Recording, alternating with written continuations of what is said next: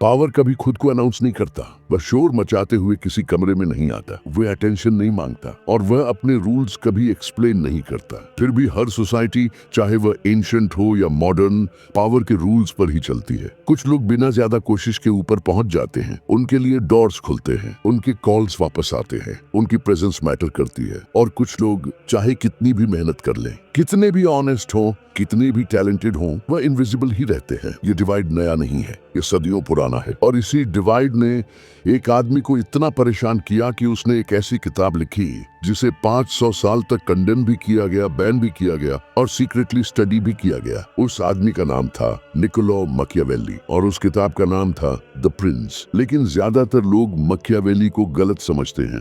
वह टिरनी की गाइड नहीं लिख रहा था, वह मोरालिटी पे लेक्चर नहीं दे रहा था, वह रियलिटी लिख रहा था। पावर असल में कैसे काम करता है, इन्फ्लुएंस कैसे बनती है, कनेक्शंस कैसे बनते हैं और पावरफुल लोगों के करीब कोई एक्सीडेंटली क्यों नहीं पहुंचता। ये डॉक्यूमेंट्री मैनिपुलेशन सिखाने के लिए नहीं है, यह उन रूल्स को समझने के लिए है जो पहले से ही एग्जिस्ट करते हैं, चाहे आप उन्हें माने या नहीं। क्योंकि हिस्ट्री एक बात बहुत साफ कहती है, जो लोग पावर के रूल्स सीखने से मना कर देते हैं वो फिर भी उन्हीं रूल्स से गवर्न होते हैं। मैकियावेली को समझने के लिए आपको 16वीं सदी की फ्लोरेंस में जाना होगा। ये पोस्ट कार्ड वाली फ्लोरेंस नहीं थी, ये एक डेंजरस सिटी स्टेट थी, अमीर, सस्पिशियस और हमेशा कोलैप्स के एज पर। यहाँ फैमिलीज रातों रात ऊपर उठती थीं और रातों रात खत्म भी हो जाती थीं। एक गलत अलायंस आपको एग्जाइल, जेल या डेथ तक पहुंचा सकता था।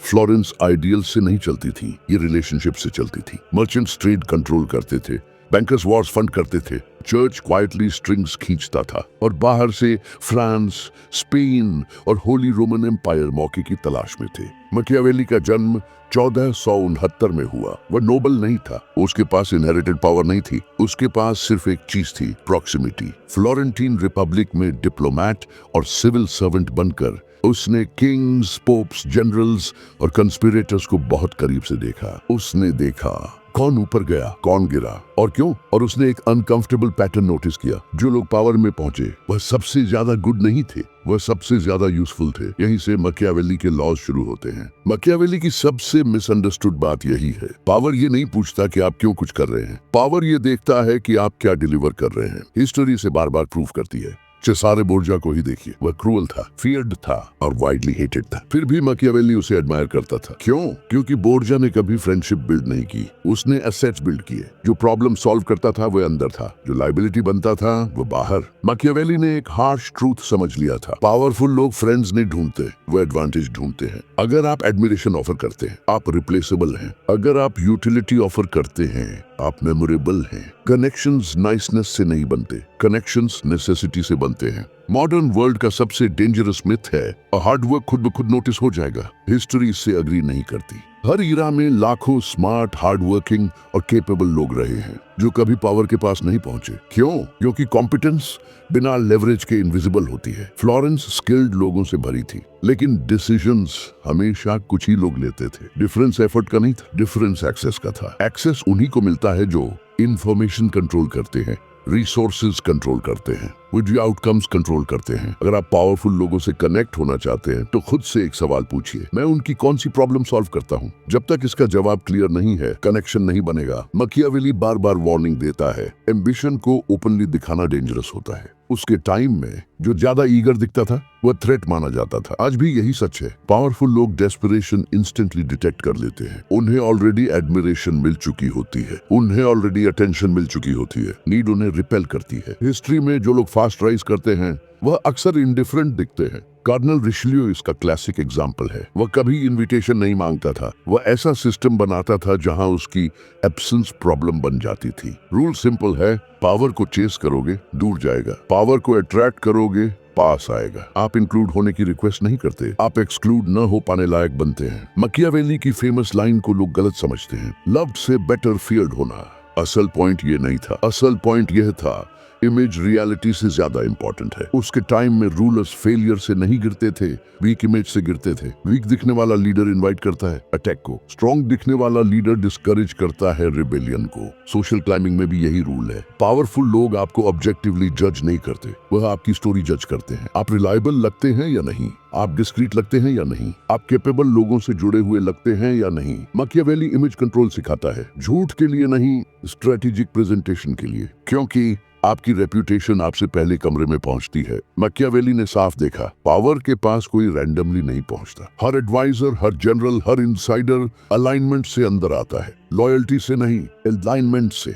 फ्लोरेंस में जो लोग किसी लीडर से इमोशनली जुड़े थे, लीडर बदलते ही खत्म हो गए, लेकिन जो लोग सिस्टम से जुड़े थे, फाइनेंस, मिलिट्री, डिप्लोमेसी, वो सरवाइव करते रहे। लेसन साफ है, पीपल चेंज, सिस्टम सर्वाइव। अगर आपका कनेक्शन किसी व्यक्ति पर डिपेंड करता है, वो फ्रैजाइल है। अगर आपका कनेक्शन आपकी यूजफुलनेस पर डिपेंड करता है, वह ड्यूरेबल है। मैकियावेली टॉकेटिव लोगों को एडमायर नहीं करता था। उसके टाइम में वर्ड्स वेपन्स थे। एक गलत लाइन आपकी लॉयल्टी पर सवाल खड़ा कर सकती थी। जो लोग कम बोलते थे वो ज्यादा ऑब्जर्व करते थे, मोटिव समझते थे, राइवलरीज पहचानते थे। आज भी पावरफुल लोग उन्हीं को ट्रस्ट करते हैं जो इन्फॉर्मेशन लीक नहीं करते। इन्फ्लुएंस पाने का फास्टेस्ट तरीका है रिस्ट्रेंट। मैकियावेली को एग्जाइल मिला, टॉर्चर मिला, और वही फ्लोरेंस उसे भूल गया जिसे उसने सर्व किया था। उसके आइडियाज को इमोरल कहा गया, उसके नाम को इविल बना दिया गया, लेकिन हिस्ट्री ने उसे गलत प्रूव नहीं किया। हिस्ट्री ने उसे अनकंफर्टेबल प्रूव किया। दुनिया मेरिट से नहीं चलती,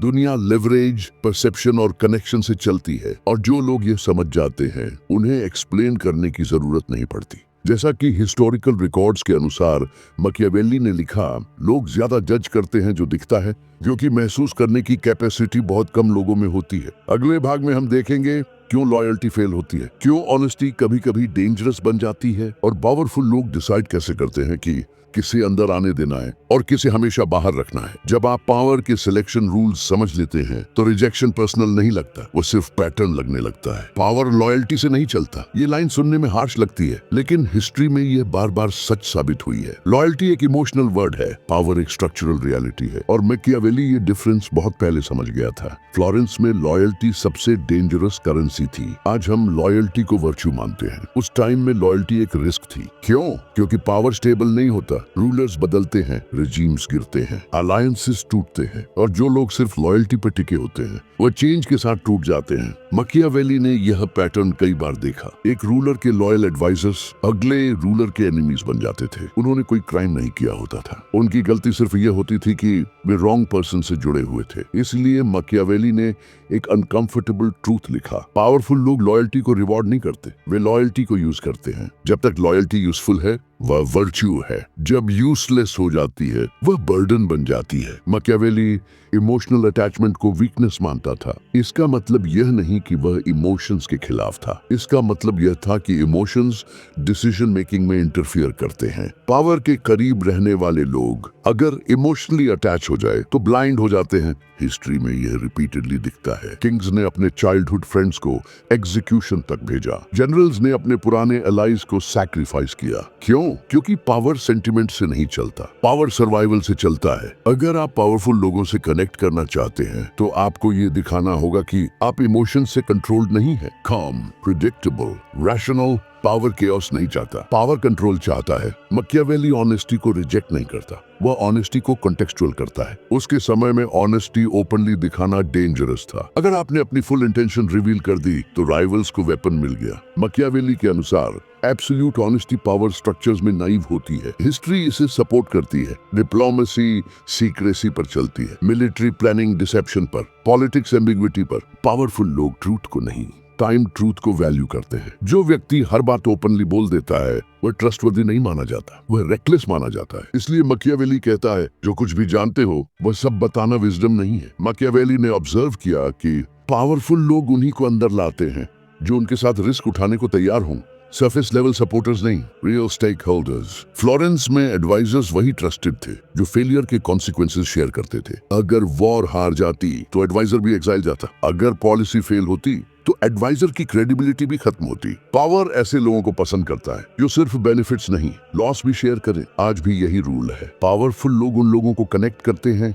जो स्किन इन द गेम रखते हैं। अगर आपके पास लूज करने के लिए कुछ नहीं है तो पावर आपको सीरियस नहीं लेता। एक कॉमन मिस्टेक है पावरफुल लोगों के सामने हमेशा अग्री करना। मकियावेली ने इसे डेंजरस बताया। यस मैन रूलर्स को ब्लाइंड बना देते हैं। ब्लाइंड रूलर्स जल्दी गिरते हैं। हिस्ट्री में कई रूलर्स कोलैप्स हुए क्योंकि उनके आसपास सिर्फ फ्लैटरर्स थे। मकियावेली ने एडवाइस किया पावरफुल व्यक्ति को ऐसे लोग चाहिए जो सच बोल सकें लेकिन सही टाइम पर। ब्लाइंड ऑपोजिशन भी सुइसाइड है, ब्लाइंड एग्रीमेंट भी सुइसाइड है। स्किल यहाँ बैलेंस का है। पावरफुल लोग उन लोगों को वैल्यू करते हैं जो रिस्क को दिखा सकें बिना अथॉरिटी को चैलेंज किए। मकियावेली की सबसे फेमस लाइन सबसे ज्यादा मिस इंटरप्रेट की गई। उसने ये नहीं कहा कि फियर क्रिएट करो, उसने कहा अगर चूज करना पड़े तो रिस्पेक्ट फियर से आता है, लव वॉलेटिलिटी से। लव मूड पर डिपेंड करता है, फियर कॉन्सिक्वेंस पर। हिस्ट्री में रूलर्स लव पर नहीं टिके, वे कॉन्सिक्वेंस पर टिके। सोशल क्लाइंबिंग में भी यही लॉजिक है। अगर आप सिर्फ लाइक्ड हैं, आप ऑप्शनल हैं। अगर आप रिस्पेक्टेड हैं,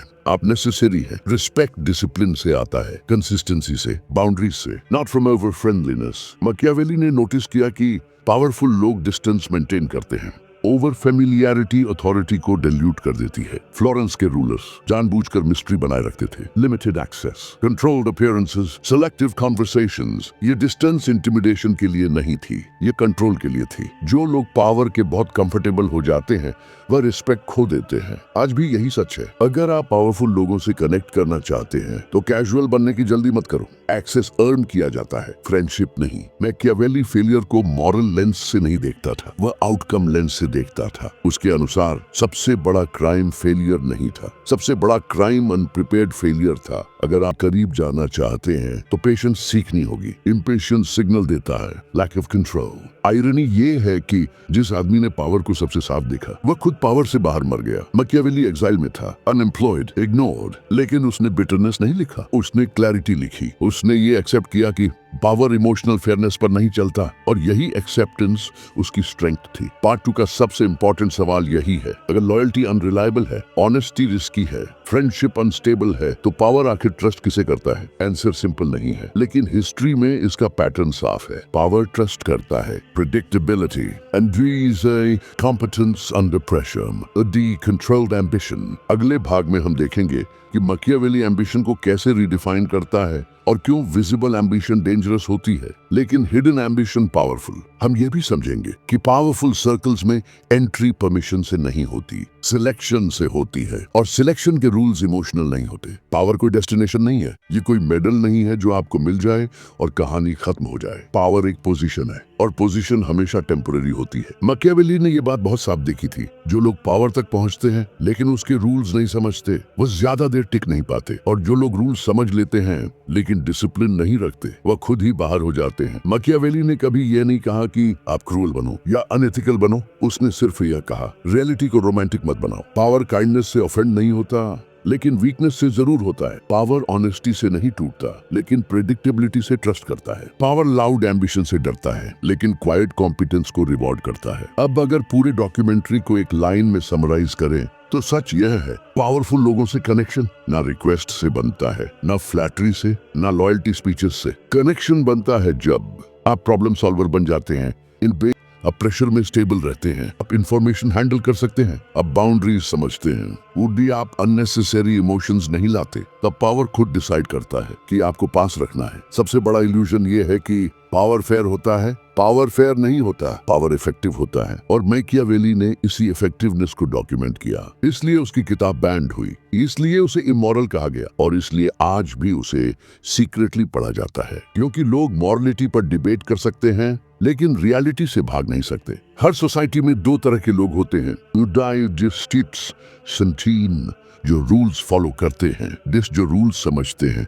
फॉलो करने वाले मेहनती होते हैं, समझने वाले इन्फ्लुएंशियल होते हैं। मकियावेली का सवाल सिंपल था, आप किस कैटेगरी में रहना चाहते हैं? अगर आप पावर के रूल्स नहीं सीखते तो कोई और सीख लेगा और फिर वही रूल्स आपके खिलाफ यूज होंगे। ये डॉक्यूमेंट्री आपको मैनिपुलेटर बनाने के लिए नहीं थी, ये आपको अवेयर बनाने के लिए थी, क्योंकि अवेयरनेस के बिना एथिक्स भी वीक होती। और मकियावेली ये बात 500 साल पहले समझ चुका था।